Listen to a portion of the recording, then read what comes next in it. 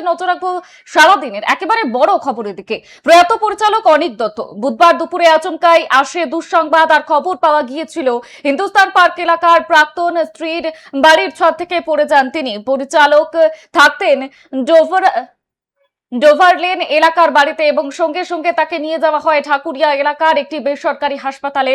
হাসপাতালের তরফে জানানো হয়েছে মৃত্যু হয়েছে পরিচালকের। কিছুক্ষণ পরে ময়না তদন্তের জন্য এসএসকেএম হাসপাতালে নিয়ে যাওয়া হবে অনিকের দেহ। ইতিমধ্যেই ওর বাড়িতে পৌঁছয় পুলিশ। তবে কিভাবে এই দুর্ঘটনা ঘটলো তা নিয়ে পুলিশের তরফে কোনো রকম বিবৃতি দেওয়া হয়নি। আর তদন্ত শুরু করা হয়েছে ইতিমধ্যেই। কিছুক্ষণের মধ্যে ফরেনসিকের বিশেষজ্ঞরা দুর্ঘটনাস্থলে পৌঁছবেন বলেই জানা গিয়েছে। মৃত্যুকালে অনিকের বয়স হয়েছিল প্রায় ৬৬ বছর। ৫ দিন আগেই জন্মদিন গিয়েছে পরিচালকের। ২২শে মে সমাজ মাধ্যমে পুরনো স্মৃতি সমাজ মাধ্যমে ভাগও করে নেন পরিচালক। আর পরিচালনায় আসার আগে গত ২ দশক ধরে বিজ্ঞাপন জগতের সঙ্গে যুক্ত ছিলেন তিনি। বহু বিজ্ঞাপনী ছবি তৈরি করেছিলেন তিনি। ২০১২ সালে ভূতের ভবিষ্যৎ ছবির পরিচালনার মাধ্যমে আলোচনায় উঠে আসেন অনিক। আর এই ছবিকে ঘিরেও তৈরি হয়েছিল বিতর্ক। এই মুহূর্তে যে বড় খবরের দিকে নজর রয়েছে আমাদের। প্রয়াত পরিচালক অনিক দত্ত বুধবার দুপুরে আচমকাই আসে এই দুঃসংবাদ। পরিচালক থাকতেন ডোভারলেন এলাকার বাড়িতে। আর হিন্দুস্তান পার্ক এলাকায় প্রাক্তন স্ত্রীর বাড়ির ছাদ থেকেই পড়ে যান তিনি। সঙ্গে সঙ্গে তাকে নিয়ে যাওয়া হয় ঢাকুরিয়া এলাকার একটি বেসরকারি হাসপাতালে। তবে হাসপাতাল সূত্রে খবর পাওয়া যাচ্ছে মৃত্যু হয়েছে পরিচালকের। এই মুহূর্তে যে বড় খবরের দিকে নজর রয়েছে আমাদের, যেমনটা আপনাদের জানাচ্ছিলাম, মৃত্যুকালে অনিকের বয়স হয়েছিল প্রায় ৬৬ বছর। ৫ দিন আগেই জন্মদিন গিয়েছে এই পরিচালকের। আর ২২শে মে সমাজ মাধ্যমে পুরনো স্মৃতি ভাগও করে নিয়েছিলেন এই পরিচালক। পরিচালনায় আসার আগে গত ২ দশক ধরে বিজ্ঞাপন জগতের সঙ্গে যুক্ত ছিলেন তিনি। বহু বিজ্ঞাপনী ছবি তৈরি করেছিলেন তিনি। শুধু তাই নয়, ২০১২ সালে ভূতের ভবিষ্যৎ ছবির পরিচালনার মাধ্যমে আলোচনায় উঠে আসেন অনিক। আর এই ছবিকে ঘিরেও তৈরি হয়েছিল বিতর্ক।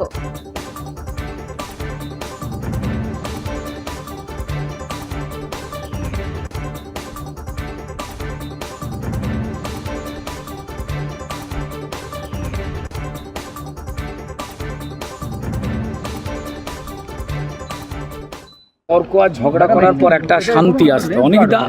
অনেকদাই তো এটা অপূরণীয় ক্ষতি। যারা বন্ধু, তাদের পরিবারের মানুষ, তাদের সমবেদনা রইল। এবং তার সঙ্গে সঙ্গে যারা সিনেমা জগতের মানুষ রয়েছেন, অনেকদা নিজস্বতায় বাঁচতেন, আপোষের রাস্তায় কোনোদিন যেতেন না। যে ধারা তিনি দিয়ে গেছেন বিজ্ঞাপনের, তার সঙ্গে কাজ করেছি। বিজ্ঞাপন একটা অন্য ধারায় বিজ্ঞাপন বানাতেন, যা সবাই জানে।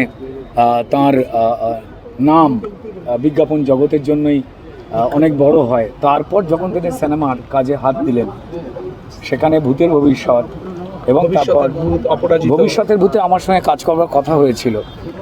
তিনি ফোন করে খুব অদ্ভুতভাবে বলেছিলেন, এই রুদ্র, তুমি আমায় চিনতে পারছো, আমরা একসঙ্গে কাজ করতাম। তো এটাই অনেকদা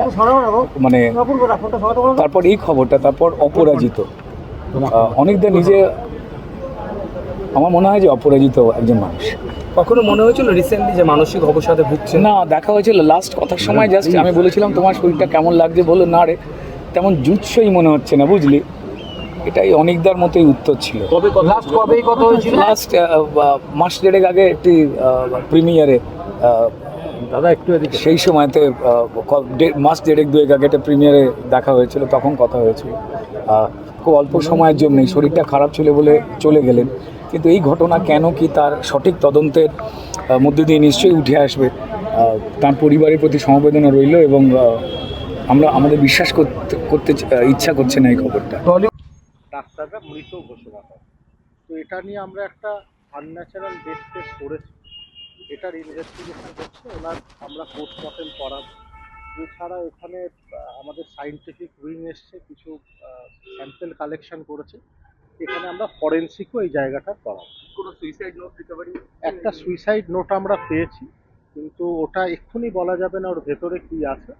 আরও আমরা সব দিক খতিয়ে দেখছি।